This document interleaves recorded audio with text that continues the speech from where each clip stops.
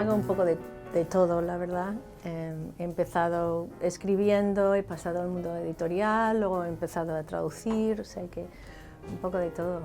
Gracias, wow, qué elegantes.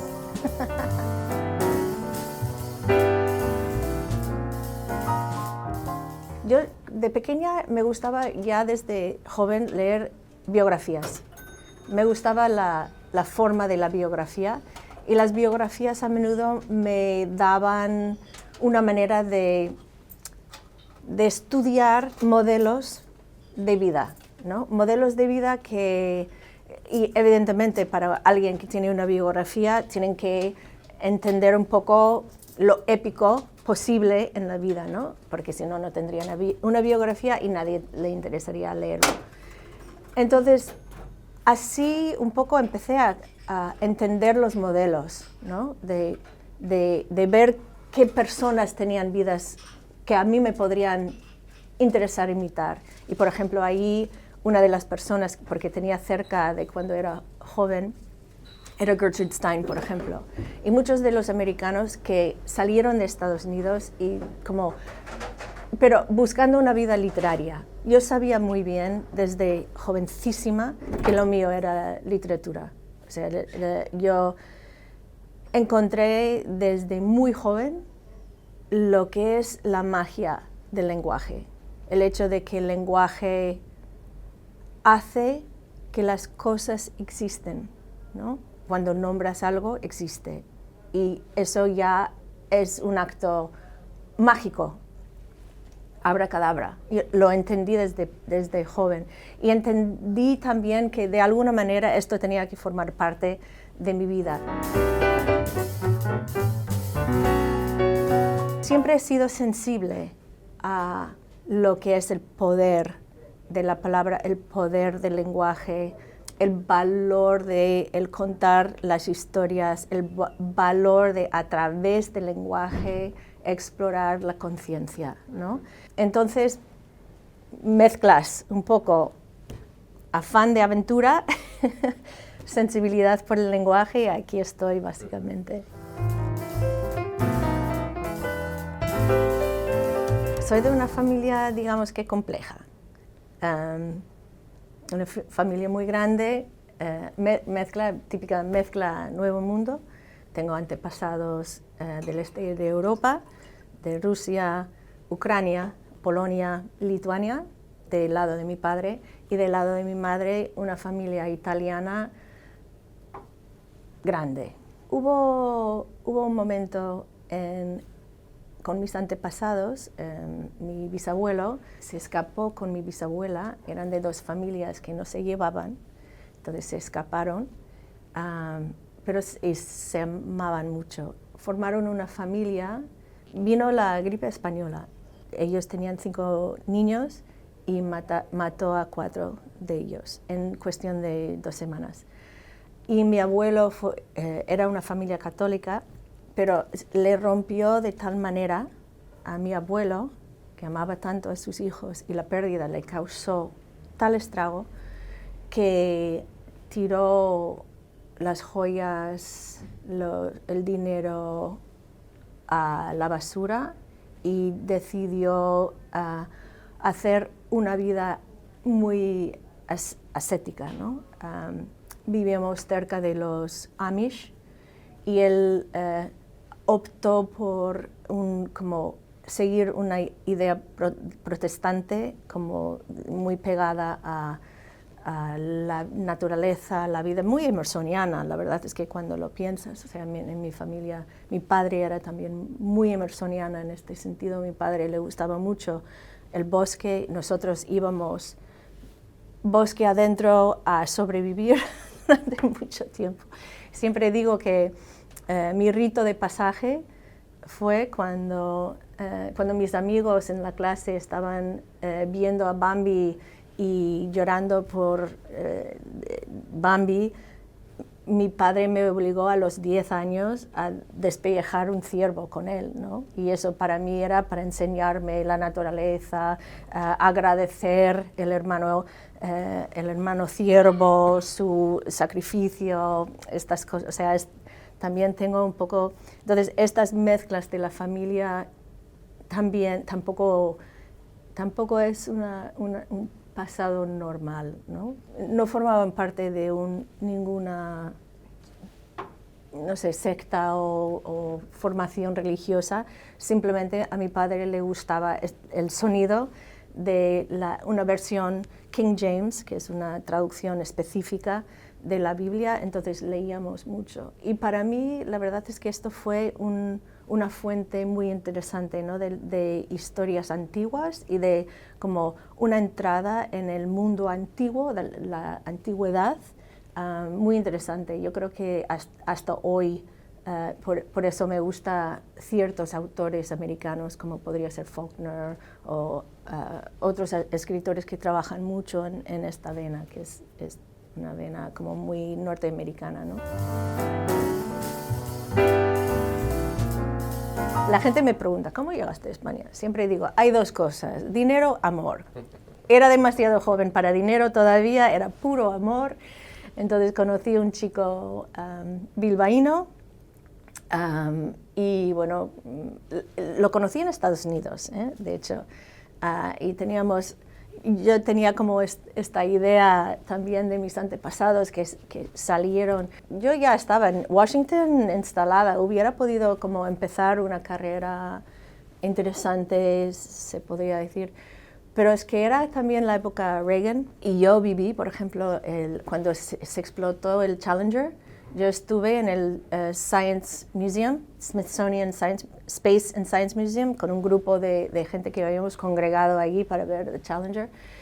Y recuerdo aquel día, quizás muy joven, y entendí cómo el soft power de la cultura, ¿no? O sea, uno de mis lemas de vida es, yo voy a llegar a mayor sin ser cínica. No me voy a volver cínica, no me permito volver cínica. Con lo cual este chico y yo, se llama Íñigo, y nos fuimos Go West, nos fuimos a Arizona, terminamos en Arizona, y ahí nació mi hijo, ya estaba empezando a escribir, y encontraba que el inglés, por conocerlo tan bien, se me pegaba, ¿no? Como demasiado, como una máscara que no puedes sacar. Había estudiado francés, había estudiado español, todavía tenía la idea de que quería viajar y quería estar fuera de Estados Unidos y quería una vida literaria. Entonces, hablando con él, decidimos venir a España. Cuando llegamos a España, encontré un lugar como poco explorado, era una época, era los finales de los 80, poco explorado en el sentido literario, contemporáneo,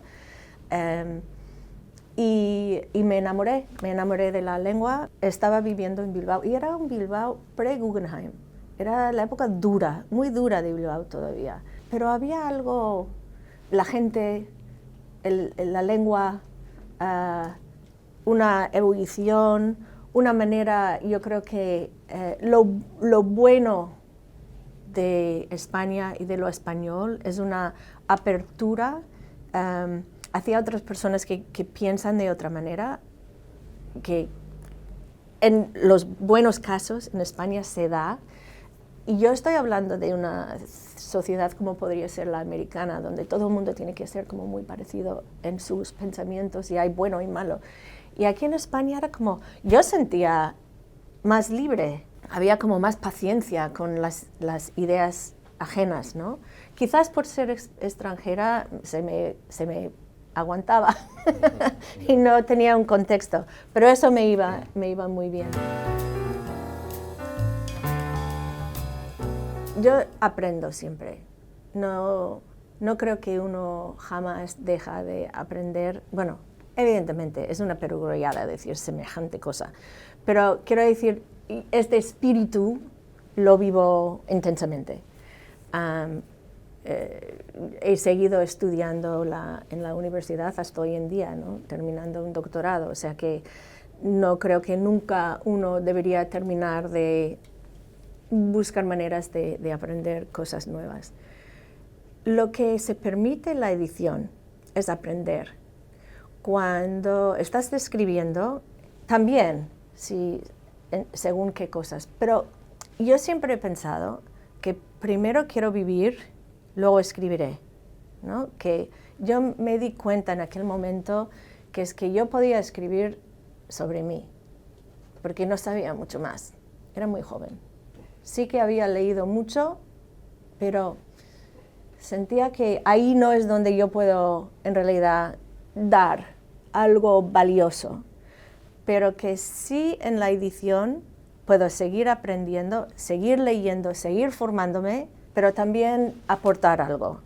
Tengo una idea como del cosmos, hay que aportar. Muy protestante, además, quizás judío también. Entonces, en aquel momento yo conocía mucho de lo anglo, había leído muchísimo, era antes de Internet, antes de Wikipedia, antes de estas cosas, con lo cual realmente tú valías lo que tenías ¿no? en tu valija o en tu mochila de las lecturas que has hecho, y yo podía aportar mucho de eso, atraer gente internacional a España y al español. Publicarlos, era la época como post-boom. Había como un poco interés en el mundo por lo que se estaba escribiendo en español que no fuese estos grandes escritores, ¿no? Y yo estaba empezando a ver como escritores muy interesantes que no estaban saliendo. Y entonces yo empecé a trabajar en MC, ahí es donde empecé también a publicar desde MC Argentina, escritores argentinos aquí, Silvino Campo, como que estaba casi inédita en España, obra de Bioy, evidentemente estaba Borges allí, y me di cuenta de que aquí en España tampoco se conocía muy bien, o era difícil, ¿no? Como atraer escritores latinoamericanos y viceversa, los españoles en Latinoamérica. Entonces todo eso estaba como pasando a la vez. Pero me gustaba editar porque hay una parte de edición que es la creación de una conversación entre personas. Y en mi caso, porque yo siempre trabajaba en traducción, entre lenguas y culturas. Y eso yo me encontré ahí muy, muy, muy a gusto, muy a gusto. Eso no es una cosa que a mí me molesta ni me importa. Hay momentos cuando, bueno, pues es una cosa tuya y tienes la oportunidad de compartir algo tuyo, pero no siempre es lo necesario, y de hecho yo creo que algunas de las cosas más interesantes que he hecho no lo sabe nadie. No lo puedo decir, pero bueno, puedo decir algunas cosas que ahora sí que se sabe, pero que no se sabía en el momento. Por ejemplo, el trabajo que estaba haciendo con Roberto Bolaño. Yo creo que es, bueno, una de las cosas más interesantes que he tenido la oportunidad de hacer, y a raíz de eso realmente fue una oportunidad de aprendizaje. Sí, y la gente se equivoca cuando piensan que Bolaño no quería publicar, ¿sabes? Antes, o sea, cuando han ido saliendo todos estos libros, los inéditos, los que vienen de su archivo, se equivoca la gente cuando piensan que él no quería publicarlos. Consta en el archivo cartas de envíos a agentes, cartas de envíos a editores y los rechazos, con lo cual algunos de estos manuscritos sí, él tenía toda la intención de querer publicar. Yo entré allí un poco por casualidad. Yo estaba preparando mi libro, que es un libro que se llama Mil bosques en una bellota, y tenía un agente. Mi agente es Andrew Wiley, famosamente conocido como el Chacal. Entonces, Andrew, estábamos trabajando con mi libro, con él y Sarah Chalfant, y me llamó un día y me dijo: Valerie, necesito que tú me ayudas a traducir una conversación porque voy a hablar con alguien, yo no hablo español y esta persona no habla inglés y necesito que alguien traduce. Entonces ahí es como, o sea, por pura casualidad, simplemente porque me tenía a mano, pues me pidió ayudarle con conversar con una persona. Y un poco ahí es como empezó toda la relación con el archivo de Bolaño, como yo entré, pues porque los herederos confiaban en mi trabajo, confiaban en mí, discreción, y esta discreción pues duró 8 años. No se supo para nada que yo estaba ahí trabajando, investigando en el archivo, preparando los manuscritos, ni siquiera el editor, hasta que no hubo la exposición en el CCCB dedicado al archivo de Bolaño, que yo ayudé con todo el trabajo que yo llevaba haciendo aquellos años en el archivo. Y por eso digo que a veces uno puede estar haciendo cosas muy interesantes y chulas, pero no se puede hablar.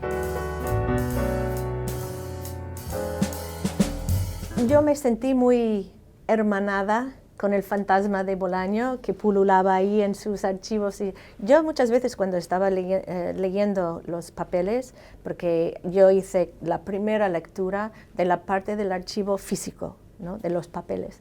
Había veces que podía oler el tabaco todavía, ¿no?, el olor a tabaco y ver estas páginas, ¿no? Había todavía el aura de Bolaño, de tocarlos, de escribir, de convivir con estos papeles. Pero me sentí muy cercana a Bolaño en su idea de todo o nada, ¿no? Yo aposté mi vida totalmente para la literatura. O sea, fracasar, tener éxito, me da igual. Hay como algo más allá, hay un sentido, como digo, casi sagrado, mágico en el trabajo que estoy haciendo. No me importa tener poder, no me importa tener influencia, está bien tenerlo si lo tienes, pero no es el fin. El fin es porque soy creyente de verdad en lo que es la literatura como un medio y como una salvación. Igual que él, yo siento que la literatura me salvó la vida. O sea, realmente me salvó la vida. Con lo cual, en este sentido, sí que me sentí como que estaba haciendo algo por un escritor hermano. La vida la amo, la aventura y buscar maneras de empujarse siempre en áreas que no conoces, porque vas aprendiendo. Y muchas veces hay una manera de decirlo en inglés, que es the school of hard knocks. I've lived the school of hard knocks. School of hard knocks es como la escuela de la buena bofetada. Que he aprendido a base a veces de bofetadas. Pero bien, quiere decir que estás moviendo en lugares insólitos o difíciles o complicados, pero bienvenido sea, ¿no? Porque se aprende. ¿Qué más da si fracasas? No voy a decir lo de Beckett, que todo el mundo está pensando, pero estoy de acuerdo con él. O sea, si no te estás empujando, no estás aprendiendo. Y evidentemente ser estadounidense, venir de una manera de hacer las cosas a España y intentar hacer cosas a ya como cada vez mayor nivel, quiere decir que hay mucho que tengo que aprender de cómo funcionan las cosas, que son culturas diferentes y ahí bofetadas, pero si no estoy haciendo, o sea, si no estoy recibiendo bofetadas es porque no estoy aprendiendo tampoco. Luego la siguiente vez ya sabes lo que has hecho mal. Muchas veces yo he entendido que los fracasos vienen de malentendidos. No vienen porque una persona es mala o porque tú... Es porque hay malentendidos. Pero estos malos entendidos no salen si no hay una oportunidad de aprender de lo que has hecho mal, ¿no? Entonces, bueno, pues mira, hago cosas, a veces acierto, a veces no, pero de los desaciertos aprendo y aplico para poder acertar mejor la próxima vez. Es un trabajo emocionante. Me encanta cuando trabajo con un autor este proceso de que hay una idea y la plasmación de una idea y conseguir que esta idea llegue a su mejor plasmación, ¿no? Que el espacio entre la intención del escritor y el resultado sea lo mínimo. Siempre va a haber, todos sabemos que es fracaso, todos lo sabemos, pero se puede minimizar este margen de fracaso. Y yo encuentro este trabajo siempre estimulante, siempre. Y es a base de conversaciones y de lecturas y de ideas y soluciones, igual que la traducción. O sea, todo en realidad, todo lo que hago, tanto la edición como la escritura, como la traducción, todo está imbricado en una misma mirada hacia la literatura.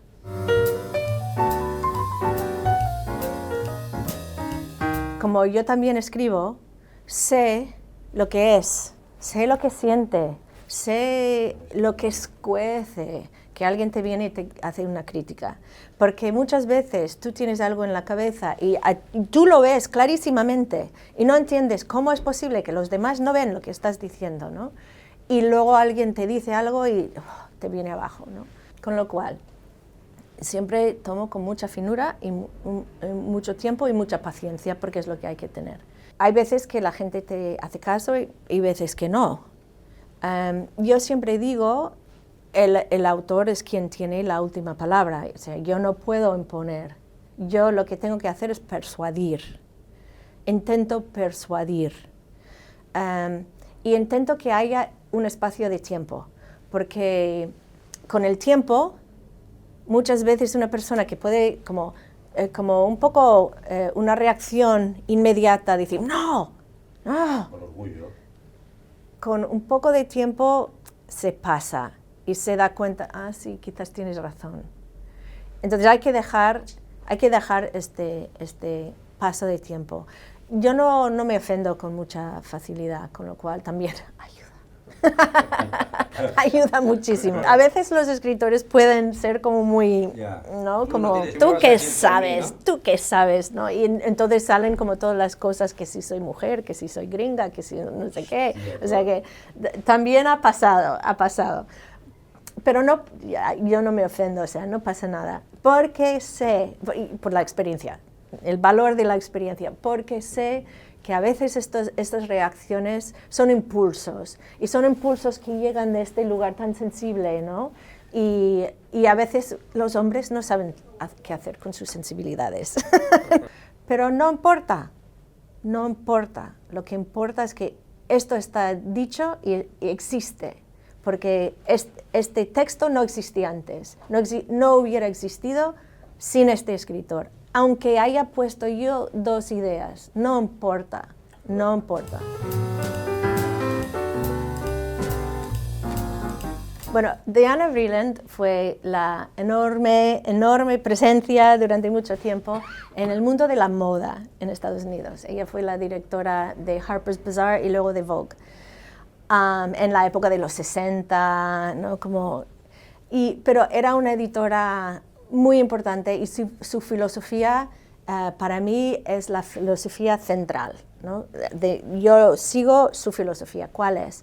Ella dice, por ejemplo, el editor nunca debería seguir lo que son las modas, sino que hay que dar a la gente lo que no saben que quieren aún. Eso es el trabajo de un editor. No es seguir la corriente y poner lo que todo el mundo parece gustar, ¿no? En la época hoy en día de Big Data es difícil no hacer esto, ¿no? Pero por eso tenemos Spider-Man 15 y no tenemos otra cosa. Y todo el mundo dice, ¿por qué no hay otra cosa? Pero como es lo que vende, ¿no? Entonces, no, yo creo en esta idea de Diana Vreeland, que el editor tiene que, de alguna manera, poder adelantar y proponer posibilidades o al menos gustos. Tiene que marcar gustos, no solo seguir gustos. Y eso es simplemente, bueno, tener la cabeza como muy abierta, o sea, la mente abierta a las novedades, siempre, las innovaciones, las vanguardias, los cambios. A mí me encanta estar con la gente joven. Yo doy clases precisamente por eso, porque quiero estar como con los jóvenes, estar como escuchando qué están pensando. Es gente que el otro día estaba en clase y estaba hablando de algo y dije, eso es cuando, claro, ninguno de vosotros sabéis lo que es haber vivido antes del Internet. Es que ni lo sabéis. ¡Wow! Que yo sí, ¿no? Y te das cuenta de que durante mucho tiempo se han estado celebrando las jóvenes generaciones y dices, no, pero qué pena que no saben ellos. Entonces conté un poquito de lo que era el tiempo entonces, ¿no? Pero bueno, en fin. Con ellos también puse Diana Vreeland y vi que ellos también reconocieron a Diana Vreeland, incluso que es de otra época antes del Internet, ¿no? Diana Vreeland tenía un sentido de glamour. Por ejemplo, ella decía, cuando yo entré en la edición en Vogue, eran todas estas señoras como de bien y estaban hablando de sus como tartas. Y dijo, ¿tartas? ¿Quién quiere hablar de tartas? Cuando hay Rusia. Y entonces Rusia era como para ella Dagaliev y Nijinsky y todas estas cosas enormes. Ella nunca jamás en su vida había estado en Rusia, pero no importaba porque para ella Rusia era algo, ¿no? Entonces utilizaba como caballos que tienen pizzazz, siempre decía, entonces ponía caballos en sus... Y la gente reacciona, porque como digo, es épica, es como grande, ¿no? Yo creo que Diana tenía esta visión de esto, de que el mundo puede ser, no tiene que ser una cosa pequeña. La vida y el mundo puede ser algo grande y puede ser algo que te quita el aliento de vez en cuando, ¿no? Entonces, bueno, por eso Diana Vreeland es como mi norte. Como digo, estas vidas de las que he leído y que han marcado, como Diana Vreeland o Gertrude Stein, en mi caso, como mujeres que rompían con las ideas de lo que tenía que hacer una mujer en una época, ¿no? Bueno, Granta es el nombre del río Cam, que pasa por Cambridge. Es el nombre antiguo. Es una revista literaria que empezó en 1870 y algo como la revista literaria de los estudiantes de Cambridge. En aquel momento hasta incluso había escritores como el que creó Winnie the Pooh, como uno de los primeros escritores, Cecil Beardsley, muchísima gente grande de aquella época.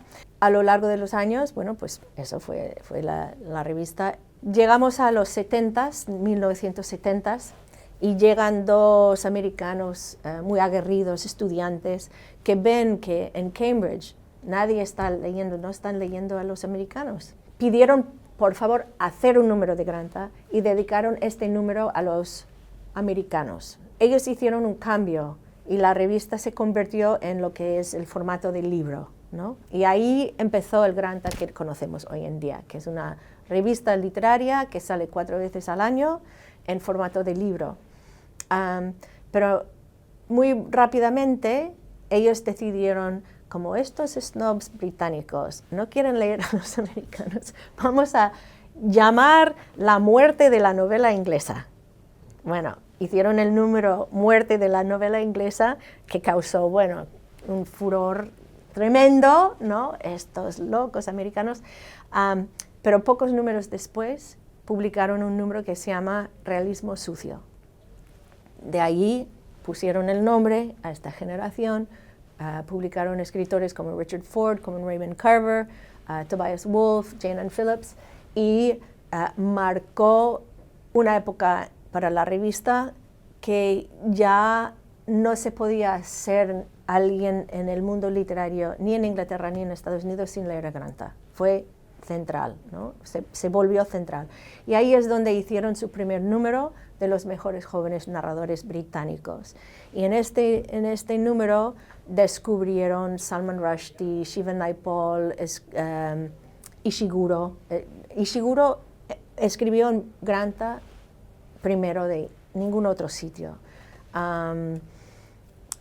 Martin Amis, Ian McEwan, Julian Barnes, todo el Dream Team de Anagrama parte de este número de Granta. Granta siempre hace una llamada, un call, y pueden llegar los jóvenes por debajo de los 35, a veces 40 años. Los jóvenes tienen que enviar sus manuscritos, bueno, sus libros. Los jóvenes o sus agentes o sus editores o sus padres y madres, no importa, pero tienen que llegar. Y luego se entra en una selección y un jurado delibera normalmente durante un año, o sea, es un tiempo muy largo porque se toma muy en serio, porque sabemos que son muy influyentes estas selecciones, muy influyentes.